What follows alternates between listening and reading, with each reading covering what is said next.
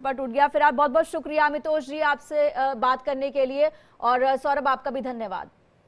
चलिए बढ़ते हैं आगे और अब आपको एक ऐसी खबर दिखाते हैं जो आपको हैरान कर देगी। जरा सोचिए, जब जीते जी इंसान को अपने जीवित होने का प्रमाण देना पड़े तो उन पर क्या बीतती होगी। ऐसा ही एक मामला छत्तीसगढ़ के बालोद जिले से सामने आया है, जहां ग्राम दुपचेरा निवासी राम प्रसाद यादव को राजस्व रिकॉर्ड में मृत घोषित कर दिया गया। इसके बाद रामप्रसाद जिंदा होने के लिए 2021 से लेकर अब तक अधिकारियों के चक्कर काट रहे हैं, लेकिन प्रशासन अब तक अपनी गलतियों को सही ही नहीं कर पाया है।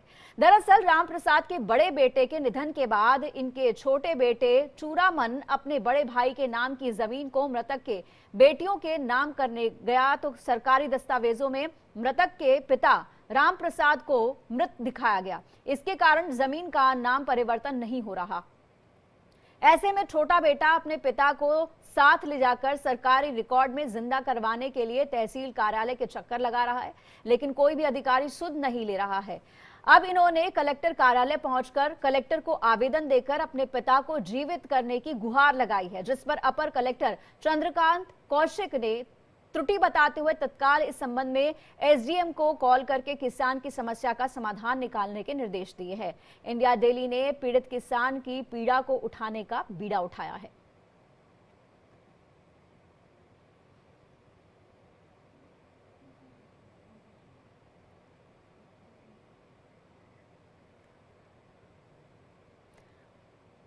तो एक किसान को यह साबित करना पड़ रहा है कि मैं जिंदा हूं। कागजों में किसान को मृत दिखा दिया गया और अब किसान और बेटा दोनों ही जो हैं वो दफ्तर दफ्तर चक्कर लगा रहे हैं ये बताने के लिए कि वो जिंदा हैं। और आपको बता दें कि इस मामले में जो है हर दफ्तर में जितने सरकारी दफ्तर होते हैं उन सभी में जो है दरखास्त दी गई थी, लेकिन अब कलेक्टर कार्यालय पहुंचे हैं और कलेक्टर को इन्होंने आवेदन दिया कि उनके पिता को जो है जीवित जो है दिखाया जाए। रिकॉर्ड्स में भी उनके पिता जीवित है, लेकिन रिकॉर्ड्स में उनको मृत बताया गया है। अब इस पर जो है अपर कलेक्टर चंद्रकांत कौशिक ने ये कहा है कि इसमें गलती हुई है, इसे सुधारा जाए।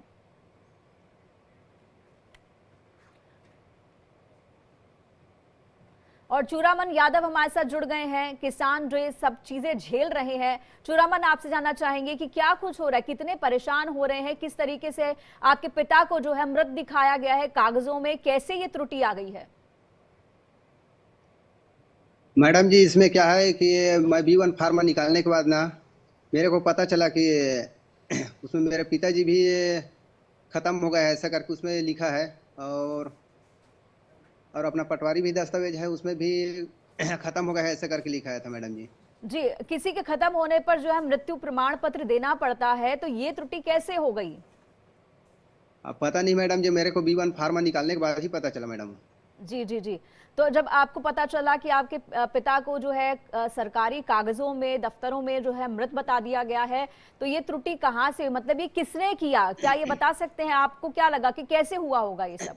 अब पता नहीं मैडम जी, क्या है B1 फार्मा तो हम लोग अभी निकाले, जरूरत पड़ा तो फिर उसके बाद पहले तो निकाला नहीं थे उसको क्या है उसका जरूरत ही नहीं पड़ा था हमको। जी चलिए, आपको जब पता चला कि आपके पिता का नाम जो है वो मृत की लिस्ट में डाल दिया गया है कि उनकी मृत्यु हो चुकी है, इसके बाद आपने पहला कदम क्या उठाया? मैं पहले कदम तो पटवारी सर से पहले बात किया, क्या है कैसा है जी सर जी, ऐसे करके पूछा पटवारी सर से जी। उसके बाद पटवारी सर बोला देखो अभी इसका तो हम नहीं सुधार कर पाएंगे, B1 फार्मा का हम सुधार नहीं कर पाएंगे, ऐसे करके बोला। फिर वो बोला कि नहीं अपना जन दर्शन में जाके दे दो, ऐसे करके बोला। जी जी जी। यहाँ पर अपर कलेक्टर हमारे साथ जुड़ गए हैं बालोद के चंद्रकांत कौशिक जी। जी जी चंद्रकांत जी ने क्या कुछ इस पूरे मामले पे कहा है वो सुनवा देते हैं आपको।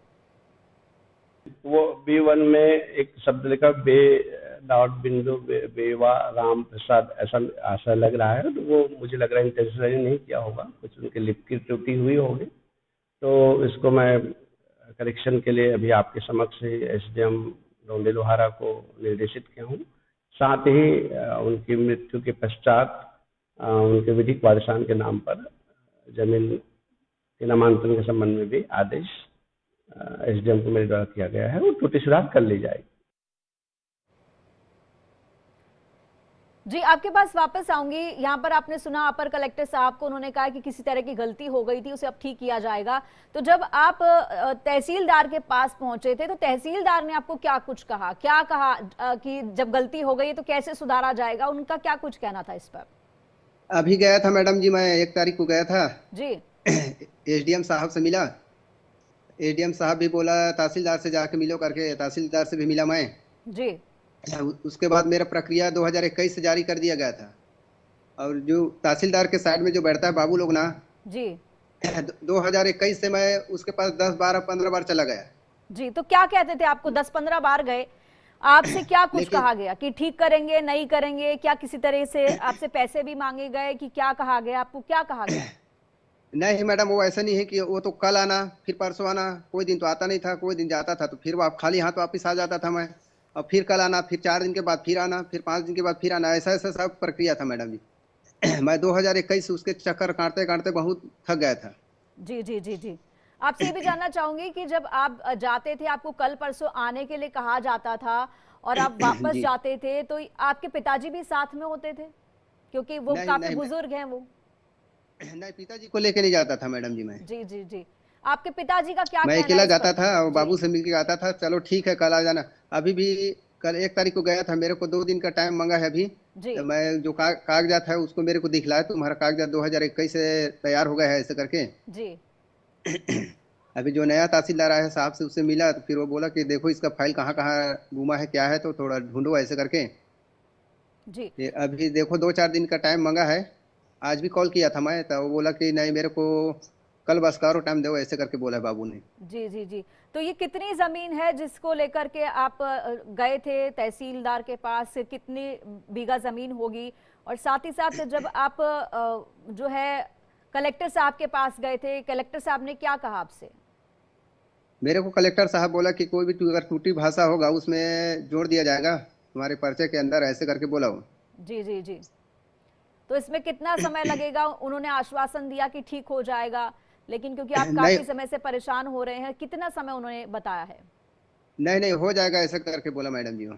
जी जी जी। तो उसके बाद जब कलेक्टर एसडीएम साहब ने बोला ठीक हो जाएगा, उसके बाद क्या उन्होंने किसी अधिकारी को और को बोला कि इनकी जो समस्या है उसका निदान किया जाए, उनकी जमीन के लिए जो पिताजी को मृत दिखाया गया उसे ठीक किया जाए? किसी को फोन किया उन्होंने, किसी को कुछ कहा?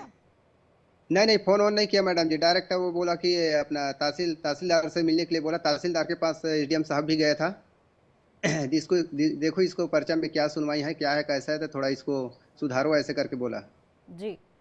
तो आप बता रहे कि तहसीलदार भी नया था, पुराना तहसीलदार अलग था, नया अलग था, तो दोनों का काम करने का तरीका क्या था? पहले वाला तो आपको आज आना कल आना ये कह रहा था, लेकिन जो नए वाले तहसीलदार थे उन्होंने क्या कहा आपसे?